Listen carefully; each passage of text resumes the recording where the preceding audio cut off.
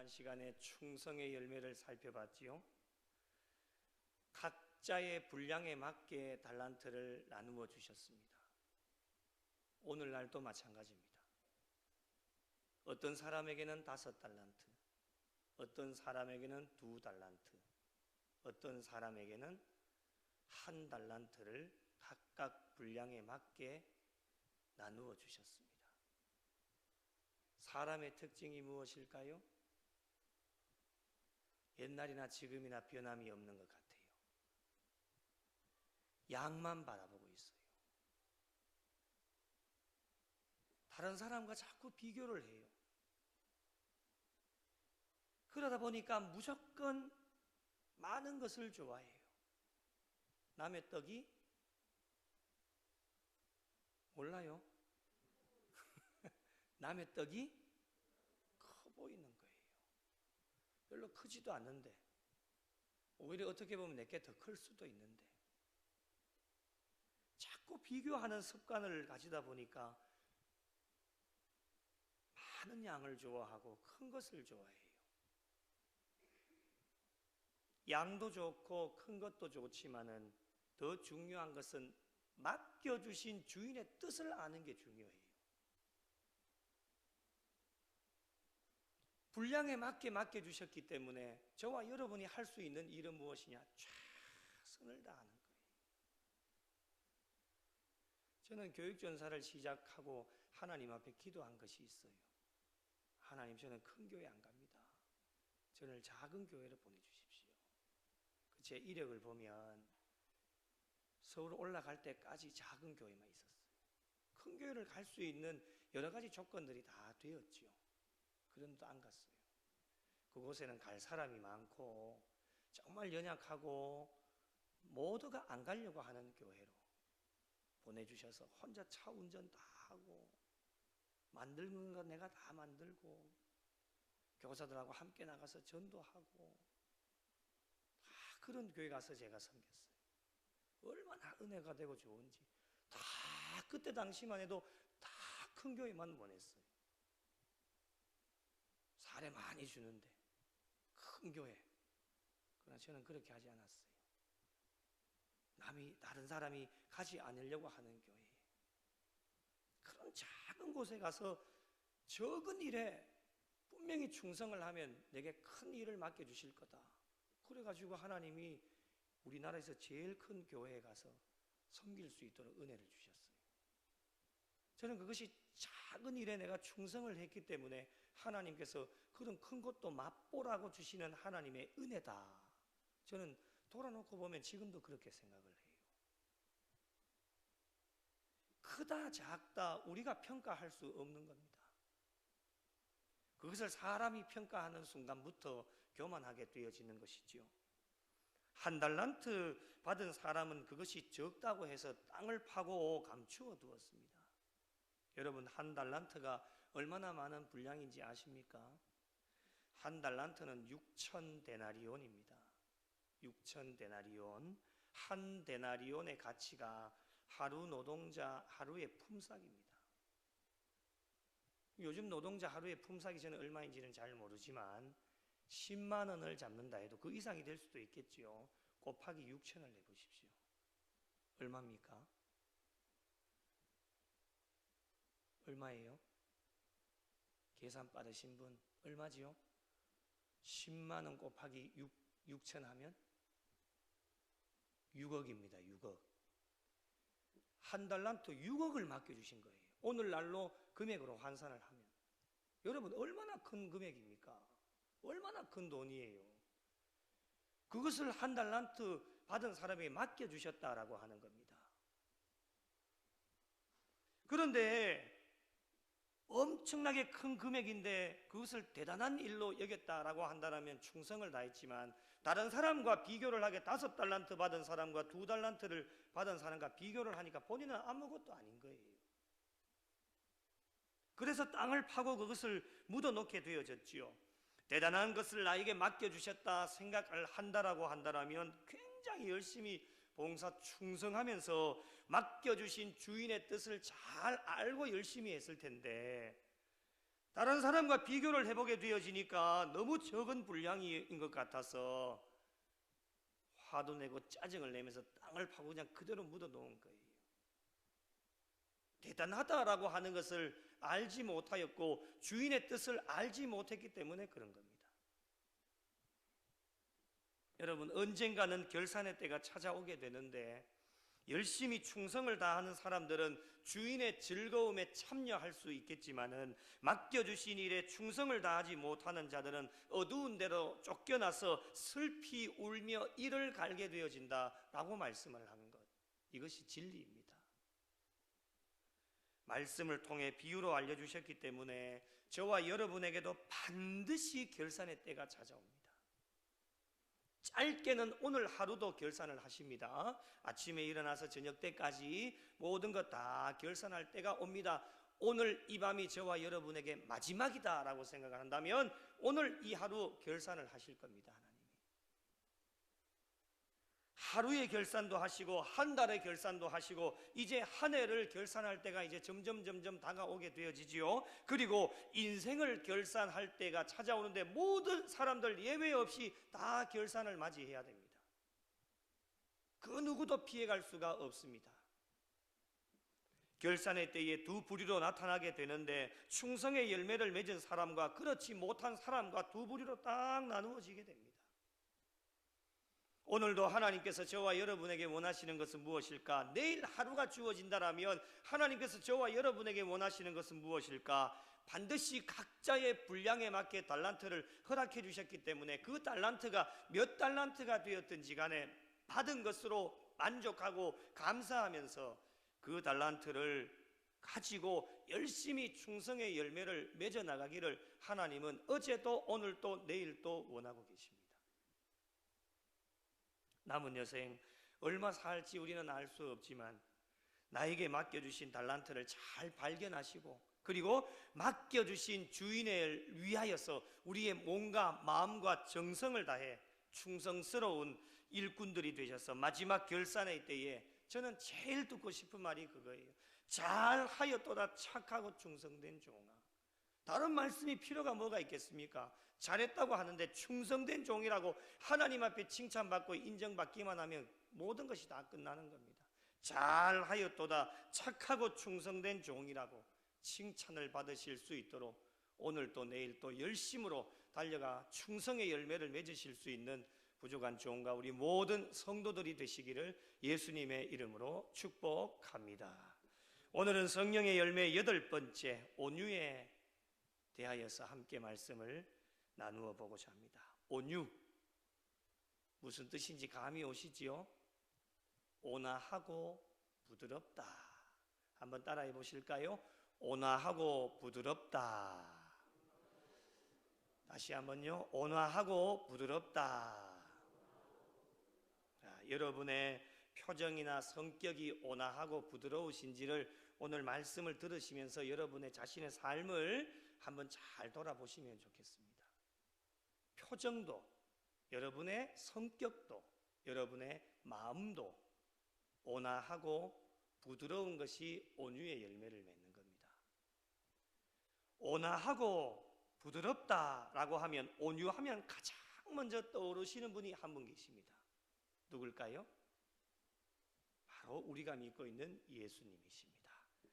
예수님께서는 마태복음 11장 29절에 아주 유명한 말씀이죠. 함께 읽겠습니다. 시작. 나는 마음이 온유하고 겸손하니 나의 멍에를 메고 내게 배우라. 그리하면 너희 마음이 쉼을 얻으리니. 아멘. 나는 마음이 온유하다라고 분명하게 말씀하셨습니다. 그렇기 때문에 예수님께서 가지고 계시는 온유하고 겸손한 이 마음을 어떻게 해야 될 것인가? 아주 유명한 말씀 빌립보서 2장 5절 같이 읽으실까요? 시작. 너희 안에 이 마음을 품으라. 곧 그리스도 예수의 마음이니. 아멘. 품으라는 거예요. 예수 그리스도의 마음을 아무리 많이 알아도 품지 않으면 소용이 없습니다. 그래서 나는 마음이 온유하다. 예수님의 온유한 그 마음을 알았다라면 그 마음을 품을 것을 우리에게 권면하고 있습니다. 이렇게 온유한 예수 그리스도의 마음을 품는 자는 어떠한 복이 있을까? 산상수훈에 우리에게 복을 선포해 주시는데, 마태복음 5장 5절 같이 읽겠습니다. 마태복음 5장 5절. 마태복음 5장 5절. 온유한 자는 복이 있나니 그들이 땅을 기업으로 받을 것이며. 아멘. 한번 따라 하실까요? 온유한 자는 복이 있나니 그들이 땅을 기업으로 받을 것이며. 온유한 자는 복이 있다라는 거예요. 땅을 기업으로 받을 것이다 라고 하나님께서 복을 선포해 주고 계십니다. 예수님 다음으로 온유함에 대해서 언급하고 있는 자가 또 한 사람이 있습니다. 그가 누구일까요? 바로 모세입니다. 민수기 12장 3절 같이 읽겠습니다. 시작. 이 사람 모세는 온유함이 지면의 모든 사람보다 더하더라. 아멘. 자, 공동 번역을 한번 잘 보십시오. 이 민수기 12장 3절을 공동 번역에 어떻게 번역했냐면 이렇게 번역합니다. 같이 읽어보실까요? 시작. 모세는 실상 매우 겸손한 사람이었다. 땅 위에 사는 사람 가운데 그만큼 겸손한 사람은 없었다. 아멘. 모세는 온유함이 지면의 모든 사람들보다 뛰어났다라고 하는 겁니다. 더하더라, 최고라고 하는 것이죠. 저와 여러분이 하나님께 이런 칭찬을 받으면 얼마나 좋을까라고 하는 겁니다. 구미 지역에, 선산 지역에, 여러분이 살고 있는 지역의 모든 사람들보다도 나 자신의 온유함이 최고라는 거예요. 그걸 누가 칭찬해 주셨습니까? 사람이 칭찬하는 게 아닙니다. 하나님이 칭찬해 주시는 거예요. 이런 칭찬을 온유함에 대하여서 저와 여러분이 받을 수 있다라고 한다면 얼마나 좋겠습니까? 그 칭찬을 받으려면 어떻게 해야 되느냐? 온유의 열매를 맺으셔야 됩니다. 그렇다면 온유에 있어서 하나님의 성품이 무엇일까? 우리가 조금 전에 살펴봤죠. 마태복음 11장 29절 나는 마음이 온유하다. 이게 하나님의 성품입니다. 여러분, 신앙의 삶이 무엇입니까? 하나님의 성품을 닮아가는 것이 신앙생활입니다. 그렇기 때문에 예수를 믿고 신앙생활하는 모든 사람들은 선택의 문제가 아닙니다. 반드시 하나님의 성품인 온유한 사람이 되셔야 됩니다. 하나님께서 온유하시다 말씀하시면서 그러면 신앙인들에게 주시는 명령이 무엇일까? 나는 온유하다. 그럼 너희들은 어떻게 살아야 될 것이냐? 명령해 주시는데 디도서 3장 2절 같이 한번 읽어보실까요? 시작. 아무도 비방하지 말며 다투지 말며 관용하며 범사에 온유함을 모든 사람에게 나타낼 것을 기억하게 하라. 아멘. 자, 공동번역 같이 읽어보겠습니다. 시작. 그리고 누구를 헐뜯거나 싸움질을 하지 말고 온순한 사람이 되어서 모든 사람을 언제나 온유하게 대하도록 가르치시오. 아멘. 여러분, 모든 사람에게입니다. 예수님을 믿는 사람은 교회 안에서만 머물러 있지 않습니다. 교회 안에서 보면 모든 분들이 다 온유하신 분들입니다. 그러나 이것도 옛말이 된 지 오래되었습니다. 제가 너무 많이 봤거든요. 교회를 섬기면서 나무 헐뜯고 싸움질하고 너무 많이 봤어요. 세상과 별반 다를 것이 없는 것이 교회가 되어져 버렸습니다. 온유함의 열매를 맺지 못하니까 어떻게 되느냐? 서로를 헐뜯고 싸움만 합니다. 지금 세상의 이야기하는 게 아닙니다. 교회 안에서 일어나고 있는 일들을 말씀드리는 겁니다. 서로를 비방하면서 온유함을 찾아볼 수가 없습니다. 그래도 예전에는 교회 안에서만큼은 온유함이 풍겨져 나오고 예수 그리스도의 마음을 품고 참 온화하고 부드럽게 모든 사람들을 다 대하게 되어지는데, 요즘은 날이 가면 갈수록, 시간이 흐르면 흐를수록 그런 분들을 교회 안에서 찾아보기가 힘듭니다. 이렇게 되니까 교회가 세상을 걱정하는 시대는 이제 지나갔다라고 하는 것이죠. 반대가 되었습니다. 세상이 교회를 걱정하고 있습니다. 이런 상황에 놓여져 있으니까 우리가 아무리 눈물로 울며 씨를 뿌리며 복음을 전파한들 복음의 전도의 효과가 나타나지 않습니다. 당신들부터 잘하라고 하는 거예요. 입만 띄면 헐뜯고 비방하고 남 욕하고 싸움질하고 삐지고 토라지고 이런 데서 어떻게 온유함의 열매를 찾을 수 있느냐? 찾아볼 수가 없습니다. 그래서 우선 당장 시급한 것이 무엇일까? 우리가 교회 바깥 세상으로 나가기 전에 우리가 먼저 가장 시급하게 해야 될 일은 무엇이냐면 교회 안에서 먼저 온유의 열매를 맺어서 예수 그리스도의 마음을 품고 서로를 격려하고 돌아보면서 선한 일을 도모하셔야 됩니다.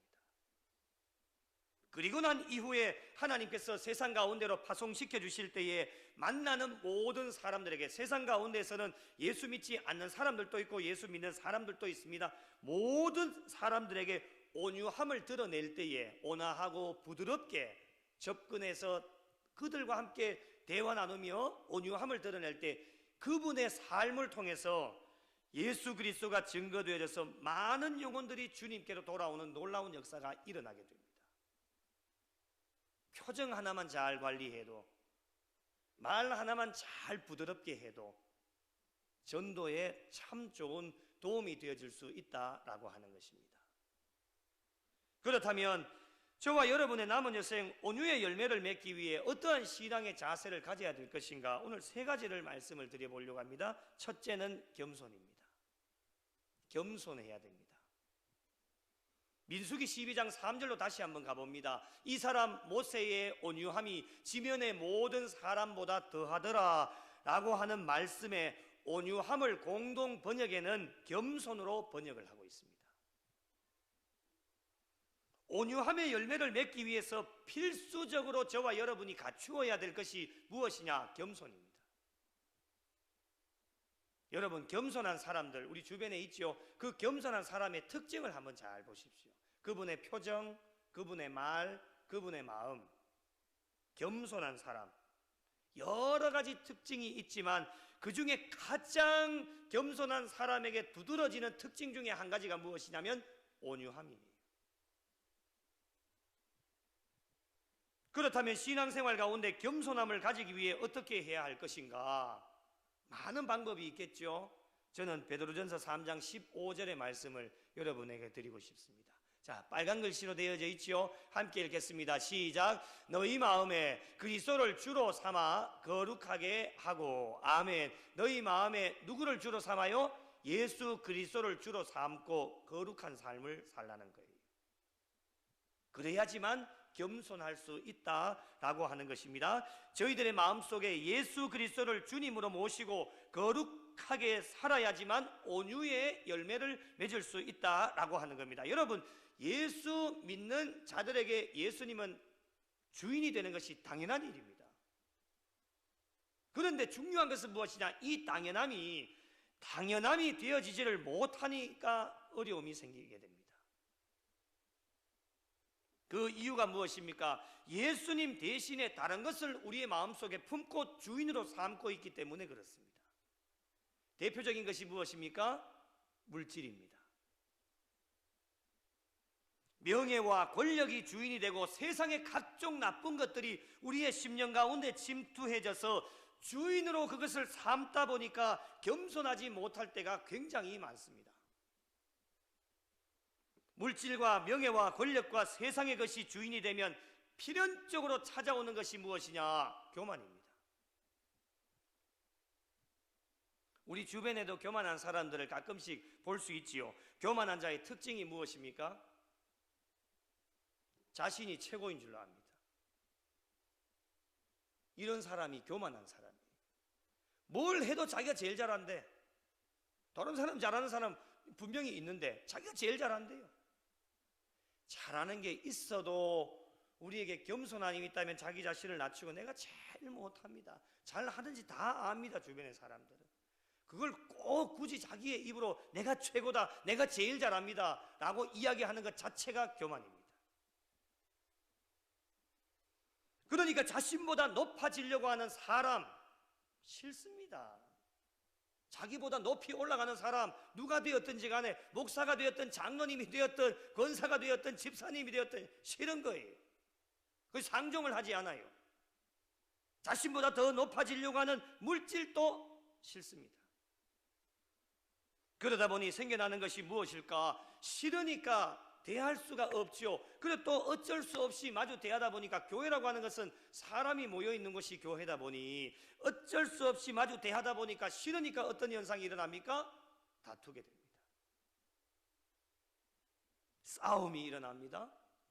분명 온유함의 열매를 맺기 위하여서 하나님께서 저와 여러분에게 주시는 명령이 무엇이었느냐? 싸우지 말고 온순한 사람이 되어라고 분명히 저와 여러분에게 명령해 주셨습니다. 하나님의 성품이 무엇입니까? 나는 온유하다는 거예요.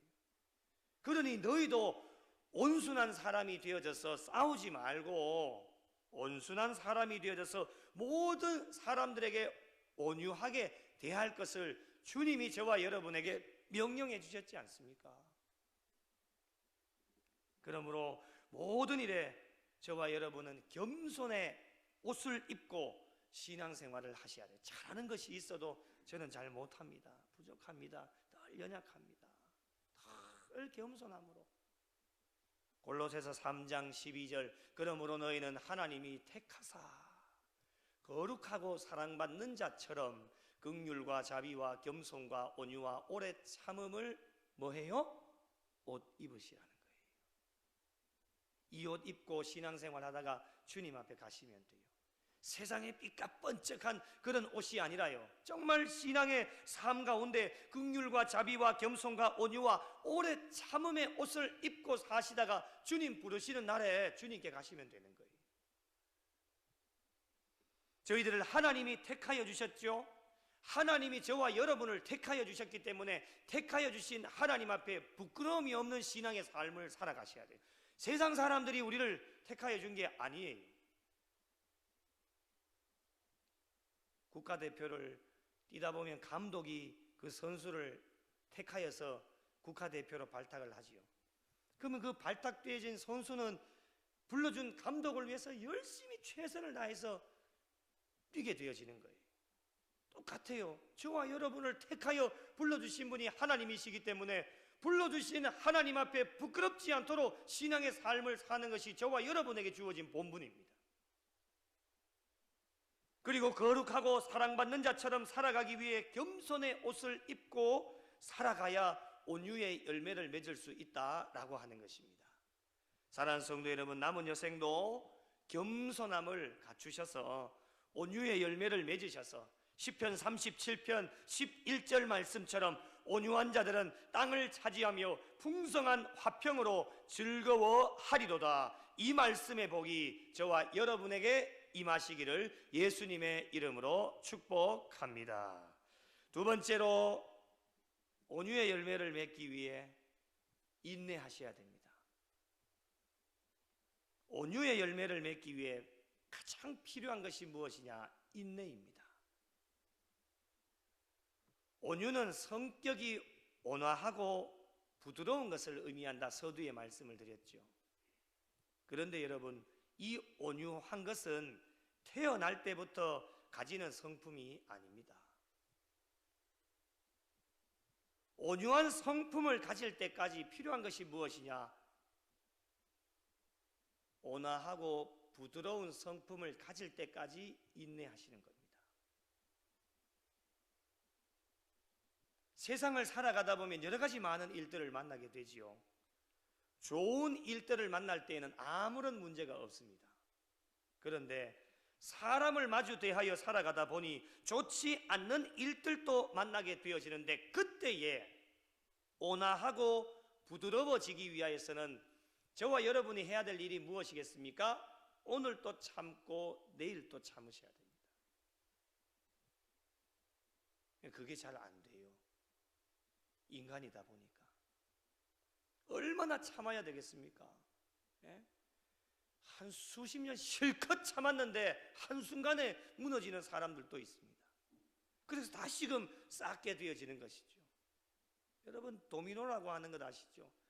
도미노는 쌓는 것은 왜 그렇게 어렵습니까? 엄청나게 어려운데 무너진 것은 한 번에 무너집니다. 그냥 까딱 실수 한 번 하면 그동안 쌓았던 도미노, 그게 모든 것이 다 한 번에 무너져 버리는 것이 바로 우리의 신앙의 삶도 마찬가지. 그래서 끝까지 참고 참으셔야 돼요. 그래야지만 온화하고 부드러운 그런 온유의 열매를 맺게 되어질 수 있다라고 하는 것입니다. 잘 참지 못하면 어떻게 되느냐? 우리는 인간이다 보니까 좋지 않은 일들을 마주대하고 내가 만나기 싫은 사람과 마주대하다 보면요, 화를 내기도 하고 분노를 표출하게 되어지는 것이죠. 그러면 온유한 사람은 절대로 될 수가 없습니다. 온유의 열매를 맺을 수가 없는 것입니다. 여러분, 온유의 열매는 자신에게 극한 상황이 다가왔을 때에 잘 참고 인내하면서 끝까지 잘 이겨낸 사람에게 주어지는 하나님의 선물이 온유입니다. 어떤 상황에서도 온화하고 부드러울 수 있는 사람이 되어야 하나님이 기뻐하십니다. 저도 이런 사람이 되고 싶습니다. 모든 사람의 바람이 아니겠습니까? 무슨 일이 있어도, 어떤 일이 있어도 온화하고 부드러운, 우리의 표정부터도 아무 일 없는 듯이, 그리고 우리의 말 한마디 한마디도 정말 극한 상황 속에서 세상 사람들은 바로 극단적인 선택을 할 수 있는 상황 가운데서도 저와 여러분의 표정과 말 한마디, 마음은 온화하고 부드러운, 그것이 되어질 수 있도록 하기 위해서 끝까지 참고 잘 견디는 사람에게 하나님이 주시는 선물이 무엇이냐? 온유의 열매를 맺을 수 있게 됩니다. 그러면 어떠한 어렵고 힘든 상황이 찾아와도 저희들은 절대로 극한 상황 속에서 온화하고 부드러워지게 되어집니다. 이 일들을 위하여 끝까지 참고 인내하고 견디셔야 됩니다. 한 번에 이루어지지 않죠. 한 번에 이루어지면 얼마나 좋겠습니까? 여러분, 모세를 보십시오. 모세가 온유함이 지면의 모든 사람보다 더하더라 라고 말씀을 하셨지만 그 전에 여러분, 저와 여러분이 알고 있는 모세는 어떠한 사람이었습니까? 혈기왕성하여 사람을 때려 죽인 사람입니다. 그래서 하나님께서 이 모세를 온유한 사람으로 만들기 위하여서 처방을 내린 것이 무엇이냐? 광야로 보내신 겁니다. 광야 얼마나 힘들고 어렵습니까? 그런 광야로 보내셔서 하나님께서 이 모세를 모난 부분 다 깎으시고 잘 다듬으셔서 멋진 사람으로 만들어서 민수기 12장 3절에 그렇게 고백하지 않습니까? 온유함이 지면의 모든 사람보다 더하더라. 이렇게 말씀하시는 건 하나님이 모세를 그렇게 훈련시키시고 연단시키셔서 만드셨기 때문에 모세로 새로운 인생으로 탄생하게 되어진 겁니다. 여러분, 반드시 하나님의 손길이 필요합니다. 저와 여러분에게도 온유의 열매를 맺기 위해서는 하나님이 때로는 저와 여러분을 광야로 보내실 때가 있습니다. 하나님이 저를 그렇게 만드셨습니다. 광야로 보내셨어요. 혈기왕성했거든요. 그것을 꺾으시기 위하여 하나님께서 광야로 보내신 거예요. 그 광야로 보내셔서 훈련과 연단을 거치셔서 하나님께서 이 귀한 교회로 보내주신 겁니다. 저는 그렇게 고백하고 있어요. 하나님이 만드신 거예요. 하나님이 만드시지 않으면 저 절대 변화될 수가 없어요. 어떠한 세상의 교육과 프로그램 가지고도 안 되는 일입니다. 하나님께서 깎으시고 하나님께서 다듬으셔야 온유한 사람이 되어질 수 있는 겁니다. 여전히 부족하고 연약하지만 예전의 삶과 비교를 해보면 놀랍게 변화가 되어진 것 저 자신도 알게 되어집니다. 온유함의 열매는 반드시 하나님의 손길이 필요하다라고 하는 겁니다. 여러분, 저와 여러분이 예수를 믿으면 하나님의 이끄심대로 순종하는 사람들이 되어야 되는데 여전히 우리의 심령 가운데는 죄성이라고 하는 것이 남아 있어서 자신의 뜻대로 하려고 하는 인간적인 습관이 아직도 남아 있습니다.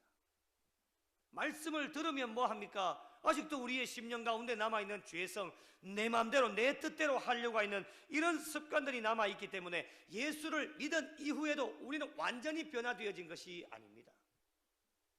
예수를 믿은 이후에도 하나님께서는 끊임없는 훈련과 연단의 시간이 필요하기 때문에 때로는 광야로 몰아넣기도 하시고, 때로는 우리에게 힘들고 어려운 고난도 주어지게 하셔서 그때도 잘 참고 잘 기다리고 성령님이 이끌어 가시는 대로 순종하며 나가기만 하면, 하나님의 때가 되어지면 저희들의 심령이 변화되어져서 겸손한 사람으로 인내의 사람이 되어져서 결국에는 어떻게 되느냐? 온유의 열매를 맺게 하시는 겁니다. 그것이 하나님의 은혜입니다. 남은 여생도 인내의 사람이 되셔서 하나님의 뜻을 따라 잘 길들여지는 자들이 되셔서 온유한 사람으로 많은 사람들에게 존경을 받고 인정을 받으며 하나님 앞에 칭찬받는 복된 성도들이 되시기를 예수님의 이름으로 간절히 축복합니다. 세 번째로, 성령님을 따라 살아가셔야 온유의 열매를 맺을 수 있습니다. 온유의 열매도 성령의 열매이기 때문에 온유의 열매를 맺기 위해서는 성령님을 따라 살아가셔야 됩니다.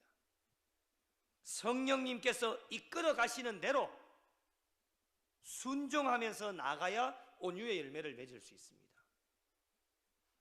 성령님께 이끌려가는 삶을 살아가기 위하여서는 필수적으로 필요한 것이 무엇이냐? 자신의 생각과 뜻을 주님 앞에 내려놓으셔야 됩니다. 한번 따라 하실까요? 신앙생활은 내려놓음이다. 한 번 더요. 신앙생활은 내려놓음이다. 신앙생활은 내려놓음입니다. 내려놓다가 주님 앞에 가시면 됩니다. 계속 움켜잡으려고 하는 것이 아니라 움켜잡았던 것을 놓으면서 가는 것. 그것이 저와 여러분의 신앙의 삶이 되어져야 온유의 열매를 맺습니다. 여러분, 내려놓지 못하면 어떻게 하느냐? 결국에는 그거 붙잡고 가야 되는 거예요. 이거 놓으면 죽는 줄 알아요. 그것이 물질이 되었던 명예와 권력이 되었던 세상의 것이 되었던 내려놓지 못하니까 결국에는 붙잡고 있어서 그거 내려놓으면, 그거 놓으면은 죽는 줄 알고 절대로 놓지를 못하는 거예요. 그러면 절대로 온유의 열매를 맺을 수가 없고 성령의 열매를 맺을 수가 없습니다. 성령님이 이끌어 가시는 대로 가려면은 저와 여러분에게 가장 중요한 것이 무엇이냐? 내려놓으셔야 됩니다. 어제도 내려놓았고 오늘 또 내려놓아야 되고 내일 또 내려놓으셔야 돼요. 그것이 온전한 신앙의 삶이 되어줄 수 있는 겁니다. 그러므로 성령의 내주하심을 날마다 여러분 점검하셔야 되고, 성령님께서 말씀하시는 대로 순종의 삶을 살아가고 있는지 날마다 확인하셔야 됩니다. 성령님을 따라 살아가고 있는지 자신의 삶을 늘 점검하면서 나가셔야 돼요.